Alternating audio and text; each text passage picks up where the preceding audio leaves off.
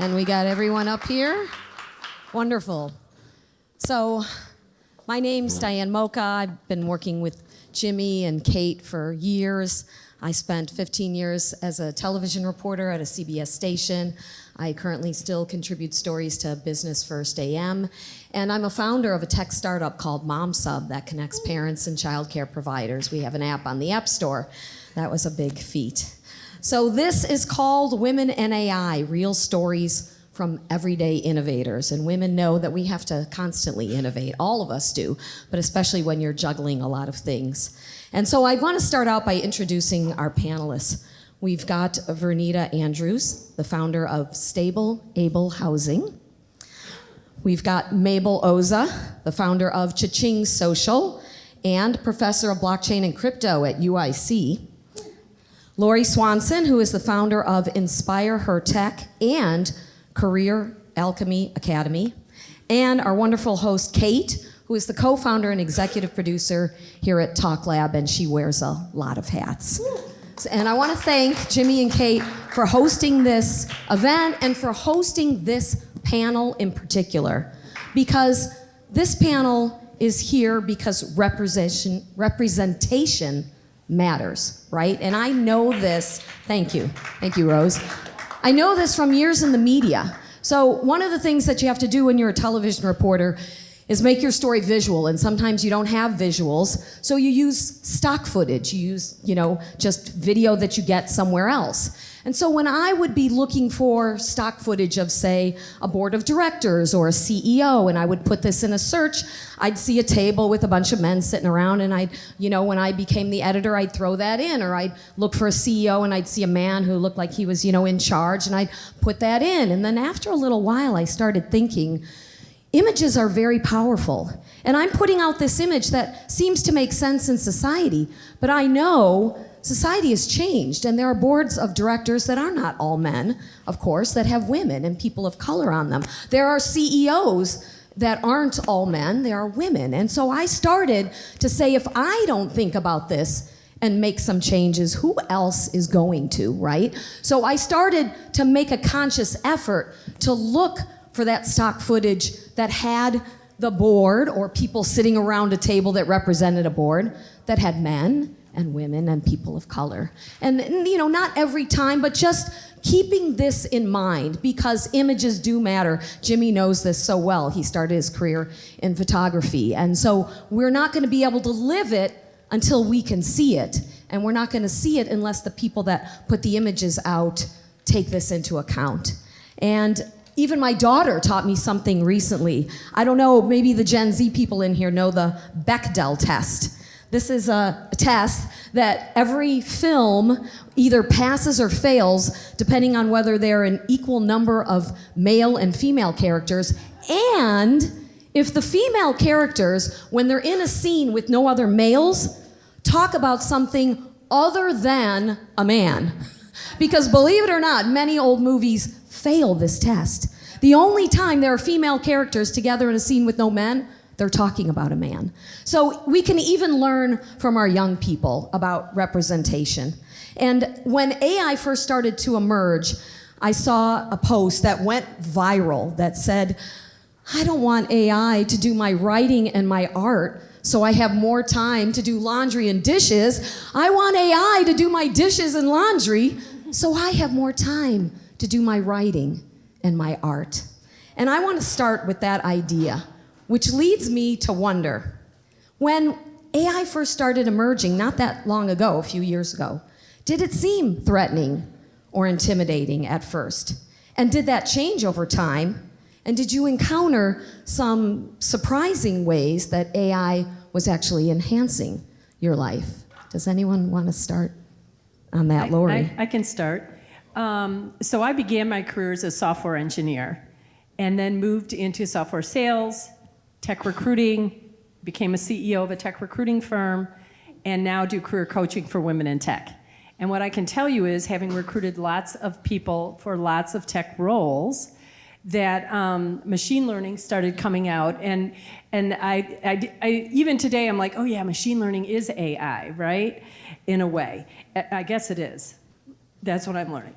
And so I I think the thing to keep in mind, I guess I'm going to talk about the perspective of being a woman in tech, and call out to all of you tech bros, and this idea that we've been talking about as far as how the speed of AI and how fast it's coming, is that I would say that we need to pause a little bit and make sure we're being inclusive and bringing women into the conversation, bring them to the seats. Because otherwise what we're going to have happen is like the movie Hidden Figures, where it was considered clerical work in the beginning, and then as it became prestigious and became lucrative, and men were like, women got pushed out. Part our fault, part the culture. So I don't know if that exactly answers your question, but what I would say is, I don't think it does at all, but what I would say, I just wanted to make sure and say this, that, let's make sure women are continued to bring brought into the conversation, because that is a lucrative place for us to be, and we want to make money as much as anyone else does to provide for our homes, our families, and our communities, and that's something that women always keep top of mind. Mm-hmm. And that's why we're here. That's why this panel's assembled. But I wonder, was there anything in the beginning, Mabel, that AI made you feel threatened or intimidated by, or did you just jump in and say it was all good?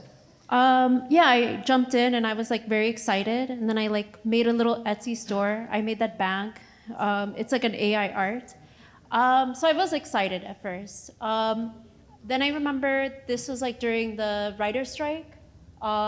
The screenwriters, I think the screenwriters strike in Hollywood, and there was I was just kind of reading in on that, and they were talking about, how a lot of studios wanted to use the writers' work to train their models so they can, and I forgot what the organization's called, but that organization was very adamant about no, you can't use our work to train the models, because in the end it was obviously they're training the models to replace their jobs, right?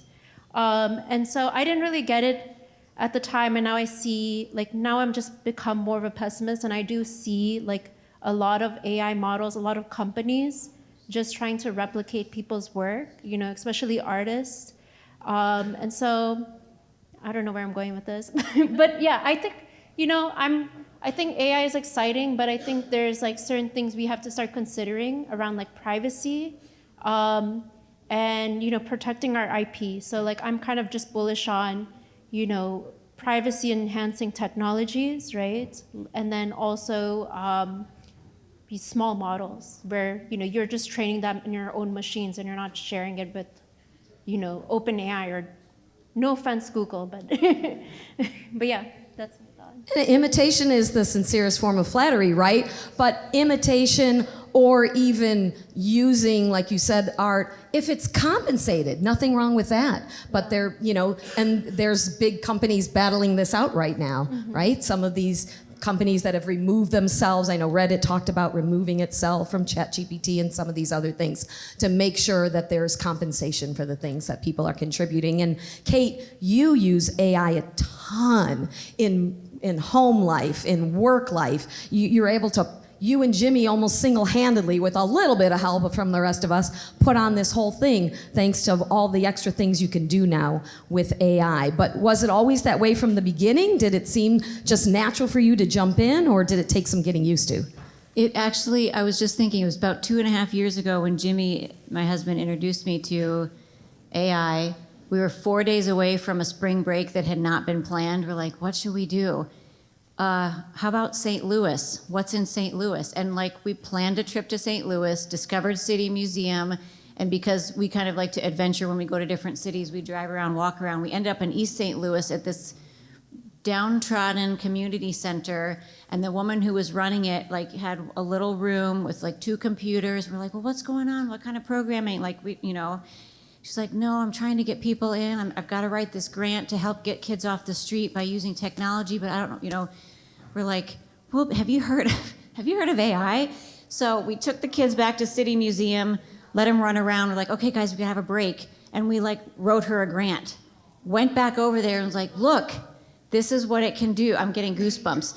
To be able to use it to educate people, I don't know if she ended up getting the grant, but her eyes were open to the opportunity, the possibilities of what she could do to help fund her programs or move her programs along.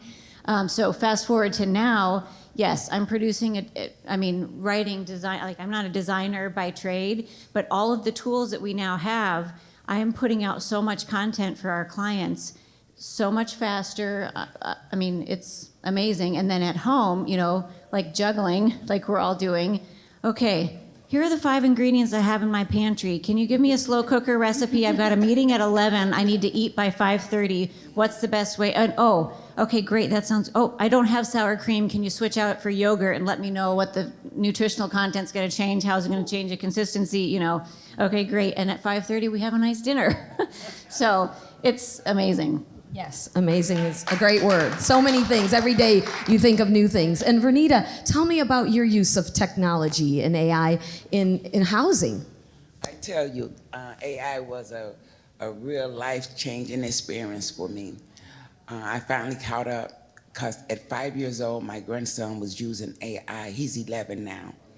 And I just finally caught up to, I'm like, how did this kid get to be so smart? And so for me, AI have changed my life and being able, because I didn't go to school to get a PhD or a master's degree to do what I'm doing now, right? You would think that, I thought I had to be smart to do this, right? And so AI actually helped me to develop a program that's wrapped around what I'm doing. And so it's life-changing. And so it's making a difference in the community because you help people in the community and this is helping you do more and do it more efficiently? Absolutely. And then also it helped me to not allow people to take advantage of me not knowing a lot. And so now I know. And so I thank you for teaching me AI. You know what I mean? And so it's been wonderful for me. I love that you say it helps you so people don't take advantage because there's too many people that feel, I can't confront this person about that because they know more, or I shouldn't apply for this because it's too hard. But now it just makes so many things that might be hard or intimidating, not so much so. So it's not so much that AI is intimidating to us, but actually we become less intimidated by the world when we have it in our tool belt. But I want to talk a little about media and storytelling and communication, something that women have been in the lead on for a long time, right? In general, women are known as the communicators, but now we have something else that's sort of stepping in and doing the communication for us. And I know someone made reference today to the fact that, you can tell when it's been written by AI, but that may not always be the case. It's going to keep getting better and better. So I want to know from each of you, what do you see as the next frontier in terms of storytelling and communication? Because this is the key to being human, but it's being taken over, in a sense, by AI. I'll just say that what we talked about earlier as far as TalkLab, that data and the stories, like the good stuff comes from people. It's literally what you're saying. So like Jimmy loves to interview people because those stories are their true story, like that's their experience. And it's so interesting because everyone is so unique. So when you get those stories put in, and then with how you're prompting or whatever, but it's the data, good garbage in, garbage out, good stuff in, better stuff out. So I use AI, ChatGPT, in lots of different versions like that, in lots of different ways. I wrote my sister's birthday limerick for her big birthday using ChatGPT. But the thing is, I had to know my sister, right? Like I had to know her. I had to be able to put in information about how wonderful she is so that we could create something that was meaningful for her. I use ChatGPT as a content writer. I write blogs, newsletters, social media posts with my assistant, hey Katie, and we use ChatGPT as an assistant, as support, as enhancement, but we never start there. We're always starting first here in our brains and in our hearts to find out what story do we want to tell, how do we want to make people feel or hope that they feel, and then turn it over to chat and say, did we miss something? Or how could you tighten this up for us? But and I was also reminded that if you have them write, let's say, a story for you, chat, you don't own that copyright. right? But if I start it and I enhance a little bit here and there, it is mine. If I, ultimately nothing is mine, but all just comes through me. But I do like to think that if I'm putting in the work and the effort, that if I wanted to put it into a book someday, that I could claim it. And then, given that I support women in technology in their careers, mid-late careers, on-job searches, and elevating their career, elevating their presence, becoming better leaders, we use AI and chat a lot with what Tara from Google was talking about for, let's create the resume, let's create the LinkedIn profile, let's compare my resume to this job description, and what do I need to do to enhance my resume so it gets picked up by the AI and ATS systems that are grabbing that stuff. We also use it for preparing for performance evaluations, presentations to leaderships, writing executive summaries. There's just so many ways that you can use this tool that I think not only is it a time saver, but I think it can, it gives women confidence and a powerful feeling, like my comrade down at the end said, like, you were not gonna put something over on me because I can go right to my good colleague chat and ask, what do I need to know here? What questions do I need to ask? And then ultimately, I think that the bottom line, just to put an exclamation point on it, is that I really want to know who you are, and I want to learn from you, and I want to hear your story, and then from there I want to connect more deeply as a community, and so that's where ChatGPT is a partner, but it is not the beginning or the end. And that's what Jimmy's doing with 1,000 Voices, is hearing from everyone's story and then making it a part of the chat GPT or the city GPT or whatever we tap into. But I think today, as I see David and Grace, Jimmy and Kate's children around here helping, I think about the future, right? Their children growing up in this AI world, they're AI native, the Gen Z grew up with internet native, and now we have an AI native generation that's coming up. And I wonder if each of you have thoughts on how you think AI is going to improve life for them, or worries that you have, because it's natural as a parent to be worried too, concerns about what could AI do that could make things more challenging and difficult. I'm actually also thinking of the previous question about communication, and then also just like culture. And I think the thing that we'll start seeing is that everyone's gonna start sounding the same. I think a lot of language comes from like cultural context. It's a lot of like things like words that you hear when you're growing up, right? That you start to use that language when you grow up and like as adults, right?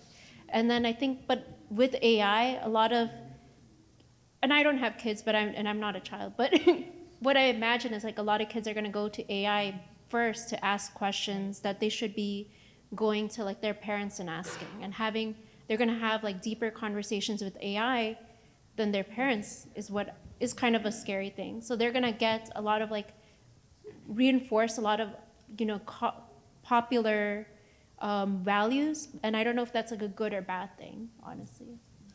So there's a flip side to every coin.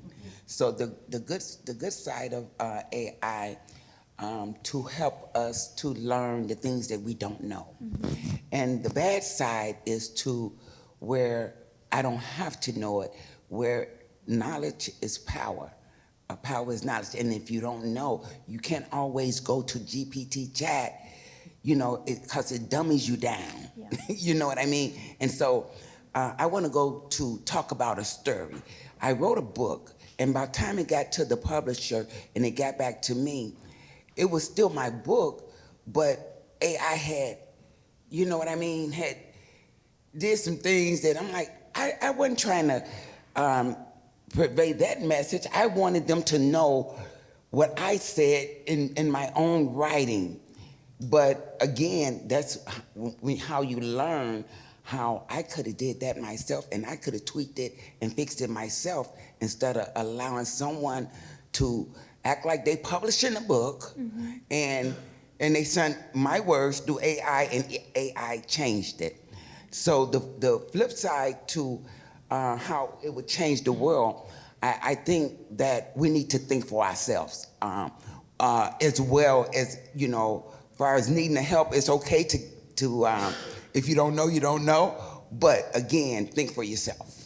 Actually, do you mind if I add to that? Go ahead. So like, I was just thinking about, and I definitely agree with you. There's like a certain level of like going to AI for like the blank page syndrome, right? But then really coming back and like interpreting it. A perfect example is like when I was growing up, like my parents are, you know, from India, and like there were some conversations they just didn't want to have like directly.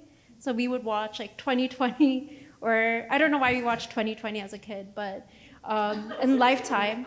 But like my parents used that to like have conversations. But it was like, the thing was like we were consuming the content, but then my parents were like, okay, let's have a conversation about what happened on the TV to have that difficult conversation. So it's like, I'm thinking of what you're saying is like, okay, AI is giving me this information, but then how do I go back and like teach it how to like think properly and like put my words and my thoughts into it?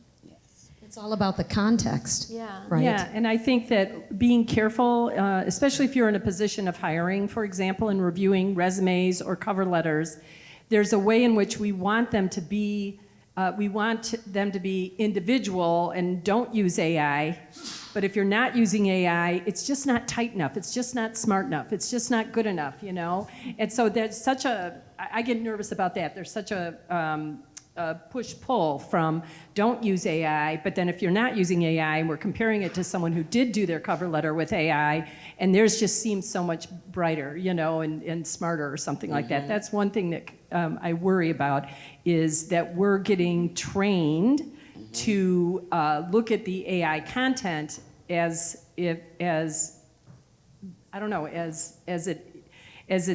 been original content in a way. Or as if it's the standard. Or if it's the standard, in certain right. places, is this the new gold standard? Right. And then my other, you know, pedestal I'll get up and plant my flag on is back to the point I made before, but what we're building these models on and what we're building stuff off of is data that was biased and you know, from the 70s and from the 80s and from the 90s. That stuff's already problematic. And so we need to make sure, you know, when you talk about the future, that we stay right here in the present and say, what do we need to do about that stuff so that we don't take the problems into the future? Yes, and there have been many women that have talked about the fact that they're starting to see bias in some of these things. And someone here today talked about, you know, they're trying to erase the bias out of the process of looking through resumes, but then it creeps in because it's already part of our culture. So how do we preserve the context of our culture but not bring in some of the negative parts of our culture that we don't want AI to come along with us, but it's just sort of infiltrated? Right. The word think popped out at me earlier today because we've been saying it all the time today, but how often do we say just in life, well, I think I think, like we start all of our, like, because we're thinking beings, but as far as teaching my kids, like my dad raised me growing up, he'd always say, think before you speak, right? And so when we're thinking about AI and how our kids are going to use it or what they're looking to create and put out into the world, anyone use that framework for communication? Is it true? Is it helpful? Is it inspiring? Is it necessary? Is it kind? So if we can be filtering everything through that, you know, with what we're planning to create or what we're putting ourselves into and putting out, is it good? Is it right? Is it true? You know, An acronym for that. Maybe we can come up with one collectively. think. Think is the acronym. Yes. Think Okay. Is it true? Is it helpful? Is it inspiring, necessary, and kind? Okay. Yes. I wish Let's that, make that and kind all of you AI. smart people. Can we say thanks and add an S and think about the source? Because as a journalist, Yeah. that's my number one thing. Anytime I ask for information, I always ask the AI to give me the source, and then I go check it myself and say, is this credible? And is it interpreting it the way that I'm interpreting it and the way it's giving it to me? Yeah. And I just want to keep that acronym with the S in mind for all of you that are out there that are in a position different than I am that can actually influence this stuff and can make a difference going forward, that we are thinking about kindness and we're thinking about, inspiration and helpfulness and those sorts of things. So I just really think that the younger crowds out here, that you have a real important mission. And I can't quit talking about that. So please do that for me and for my daughter and for all of the women in the room. And I want to hear from any of you out there. Does anyone have a question for the panel up here? Yes. I have a question for you, Ms. Andrews. What is the name of your book? Where can we get it? And I really hope that your manuscript stayed in your voice, because it is amazing. It truly is. Thank you very much. You can find the book on Amazon, and the name of the book is Freeing Myself. And so with that being said, just unloading, I unloaded in that book, and being able to be free. And so a lot of times when we think of AI, we think we're giving artificial intelligence too much information, right? And so then they know more than you. So I want to go back to the word think. So sometimes, Kate, I'll be thinking out loud, and then GPT finish up my thoughts. And they be right on sometimes, just talking out loud. But there's never could be too much information. And so the truth will set you free, and Freeing Myself is the name of the book, and you can find it on Amazon. I can't wait to read it, because just listening to there inspires me to just bring my whole self, my authentic self, and I think that's what you do. And you obviously touch a lot of lives, and that is just amazing. Thank you. Thank you. Vernita, could you give just a half-a-minute description of Stable Able Housing, what your foundation is? Stable Able Housing is a 501c3 nonprofit charitable organization. And we have a wraparound program, and that wraparound program is wrapped around my life. And Stable Able Housing is for veterans, homeless veterans. And so I work with veterans. It was veterans that helped me. And so I wrap my program around my life.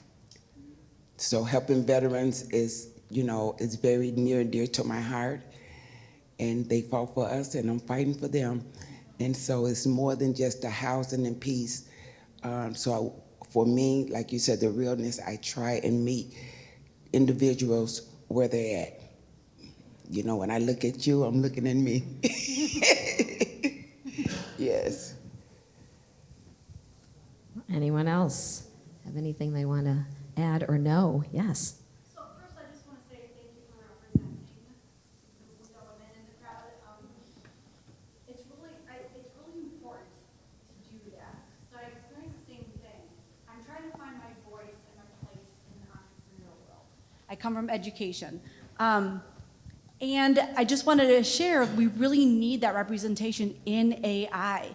When I was searching for a teacher to create a picture of it, a good-looking gentleman, white, in his mid-30s, with scruff, always with scruff, came up. Now that's not represented, it's a female-dominated profession.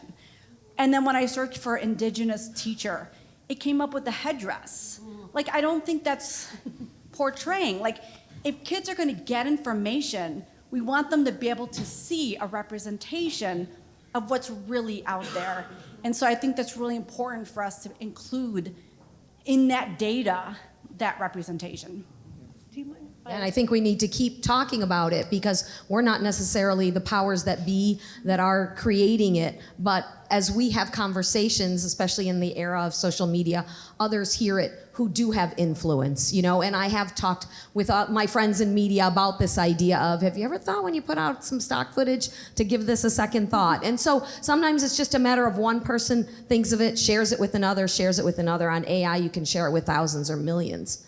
And so, you know, I thank you for being here and all of you for being here. Yeah.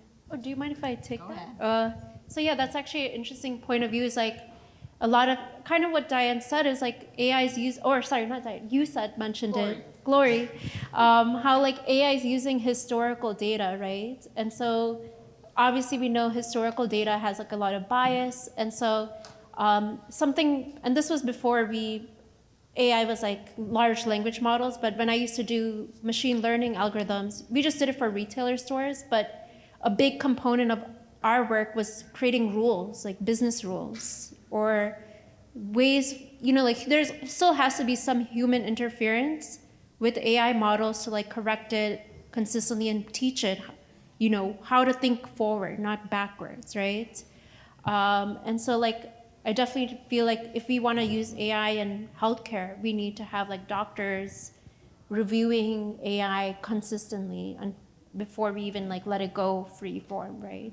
Yeah, I have a great story. I was on a panel for International Women's Day at Accenture, and one of the partners from Accenture, a black woman, said that she had gone to another conference and was washing her hands and trying to get soap out of the soap dispenser. And it was like, oh, it's not working. So she moved over to another sink and tried to get soap out of that soap dispenser. And she's like, oh, whatever. She used water. And then she sees two other women come up, use the two same sinks, get soap, no problem. She does some investigating and finds out that the product design, so the team that designed the product and then tested the product, tested it only with light-skinned people. And so it wouldn't work for dark-skinned people. And I'm just like, that's the bias right there. You know, you need to be thinking at all parts of your organization, in all parts of your team. Are we diverse? Do we have different perspectives? Diverse in sex, diverse in race, diverse in age. We are living longer. We have so much to contribute and so much to learn from the young and from the old. And so it was just I was blown away by that example. Yes. Oh, sorry. I have a quick tidbit I'd like to share with you guys. So as you guys kind of talk about diversity and inclusion and things like that with the chatbots and making sure that, you know, they don't kind of unify into one message where everybody's saying the same thing, the culture is lost. I think there are opportunities available. And I think this is kind of what happened with the internet. Like everybody had a .com and then it started to diversify a little bit. I think that's what's going to happen with ChatGPT. Right now, everybody's going to use ChatGPT. You got other models that people use specifically. And then on top of that, there's layers, right? So like with ChatGPT specifically, there's a layer where you can add chat black, right? And it'll give you all the history on, you know, it's created by black folk, give you history that probably differs from like your, you know, standard ChatGPT thread and stuff like that. So you can kind of get a sense of, you know, I guess that sense of culture, that history, and then combine it with, I guess, the other perspectives, and then be able to get a perspective of how everybody kind of views this one situation. So I don't know if you guys have ever used like layers on top of your ChatGPT to kind of, I don't know, improve your bias or anything like that? I cannot wait to do that. No, I will admit, no. I love that. Yeah, so I think that's kind of like the direction, and as we have these talks, I figure I just mention that as just like you guys were talking about. There's like, so that's why I said like I'm bullish on small models. And I think that's like definitely where the future is, where you can even take like multiple, you can train small models on specific contexts, and then you can all have them talk to each other, right, using MCPs. And so I think that's the future. It's not like these large monolithic models, but like these small models kind of like having agents that talk to each other to kind of have like very specific contexts, because you don't want, you know, general knowledge. Sometimes you want knowledge just from the experts, right? And I do know that like healthcare is doing a lot of small language model stuff. But we don't want to be too siloed because Yeah. we don't want different groups to have their own different reality, right? Different facts for different groups. So we want to have a general sense of what the sources are that we trust, and you know what the general sense of what we believe, not just believe to be true, but take as factual. You know, we know that gravity is on Earth because we're not floating like we would be in space. So, you know, there's some basic things we can all agree on. And so I think when you have those silos, it can be very helpful, but to have something that combines them where we can all go and know that the different representations are going to be there. And as I look around in this audience, I see great diversity and representation. And so that really speaks to this community here in Aurora, this space, TalkLab, and just, you know, this whole idea of AI is attracting people from all walks of life. It's not just people here who work in tech or work in AI. You know, anyone who was AI curious was invited today. And so we hope that your curiosity's been sparked a little more, but some questions have been answered, right?